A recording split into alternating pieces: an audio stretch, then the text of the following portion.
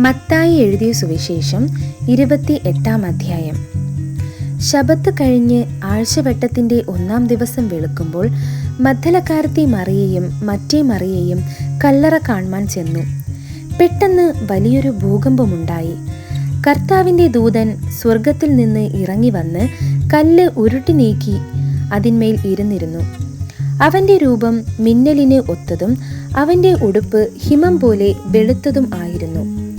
കാവൽക്കാർ അവനെ കണ്ടു പേടിച്ചു വിറച്ച് മരിച്ചവരെ പോലെയായി. ദൂതൻ സ്ത്രീകളോട്, ഭയപ്പെടേണ്ട, ക്രൂശിക്കപ്പെട്ട യേശുവിനെ നിങ്ങൾ അന്വേഷിക്കുന്നു എന്ന് ഞാൻ അറിയുന്നു. അവൻ ഇവിടെയില്ല, താൻ പറഞ്ഞതുപോലെ ഉയർത്തെഴുന്നേറ്റു. അവൻ കിടന്ന സ്ഥലം വന്നു കാൺമീൻ. അവൻ മരിച്ചവരുടെ ഇടയിൽ നിന്ന് ഉയർത്തെഴുന്നേറ്റു എന്ന് വേഗം ചെന്ന് അവൻ്റെ ശിഷ്യന്മാരോട് പറവിൻ. അവൻ നിങ്ങൾക്ക് മുമ്പേ ഗലീലയ്ക്ക് പോകുന്നു, അവിടെ നിങ്ങൾ അവനെ കാണും. ഞാൻ നിങ്ങളോട് പറഞ്ഞിരിക്കുന്നു എന്ന് പറഞ്ഞു.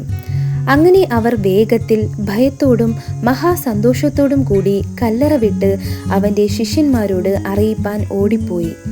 എന്നാൽ യേശു അവരെ എതിരേറ്റ്, നിങ്ങൾക്ക് വന്ദനം എന്ന് പറഞ്ഞു. അവർ അടുത്തു ചെന്ന് അവൻ്റെ കാൽ പിടിച്ച് അവനെ നമസ്കരിച്ചു. യേശു അവരോട്, ഭയപ്പെടേണ്ട, നിങ്ങൾ പോയി എൻ്റെ സഹോദരന്മാരോട് ഗലീലയ്ക്ക് പോകുവാൻ പറവിൻ, അവിടെ അവർ എന്നെ കാണും എന്ന് പറഞ്ഞു. അവർ പോകുമ്പോൾ കാവൽ കൂട്ടത്തിൽ ചിലർ നഗരത്തിൽ ചെന്ന് സംഭവിച്ചത് എല്ലാം മഹാപുരോഹിതന്മാരോട് അറിയിച്ചു. അവർ ഒന്നിച്ചുകൂടി മൂപ്പന്മാരുമായി ആലോചന കഴിച്ചിട്ട് പടയാളികൾക്ക് വേണ്ടുവോളം പണം കൊടുത്തു. അവൻ്റെ ശിഷ്യന്മാർ രാത്രിയിൽ വന്ന്, ഞങ്ങൾ ഉറങ്ങുമ്പോൾ അവനെ കട്ടുകൊണ്ടുപോയി എന്ന് പറവിൻ. വസ്തുത നാടുവാഴിയുടെ സന്നിധാനത്തിൽ എത്തിയെങ്കിലോ ഞങ്ങൾ അവനെ സമ്മതിപ്പിച്ചു നിങ്ങളെ നിർഭയരാക്കിക്കൊള്ളാം എന്ന് പറഞ്ഞു. അവർ പണം വാങ്ങി ഉപദേശപ്രകാരം ചെയ്തു.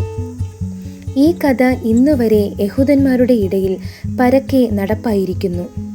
എന്നാൽ 11 ശിഷ്യന്മാർ ഗലീലയിൽ യേശു അവരോട് കൽപ്പിച്ചിരുന്ന മലയ്ക്ക് പോയി.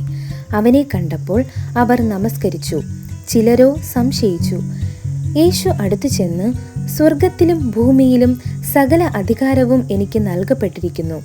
ആകയാൽ നിങ്ങൾ പുറപ്പെട്ട് പിതാവിൻ്റെയും പുത്രൻ്റെയും പരിശുദ്ധാത്മാവിൻ്റെയും നാമത്തിൽ സ്നാനം കഴിപ്പിച്ചും ഞാൻ നിങ്ങളോട് കൽപ്പിച്ചതൊക്കെയും പ്രമാണിപ്പാൻ തക്കവണ്ണം ഉപദേശിച്ചും കൊണ്ട് സകല ജാതികളെയും ശിഷ്യരാക്കിക്കൊള്ളുവിൻ. ഞാനോ ലോക അവസാനത്തോളം എല്ലാ നാളും നിങ്ങളോട് കൂടെ ഉണ്ട് എന്ന് അരുളി ചെയ്തു. ഈ വായിച്ചു കേട്ട തിരുവചന വേദഭാഗങ്ങളാൽ ദൈവം നമ്മെ ഓരോരുത്തരെയും സമൃദ്ധമായി അനുഗ്രഹിക്കുമാറാകട്ടെ. ആമേൻ.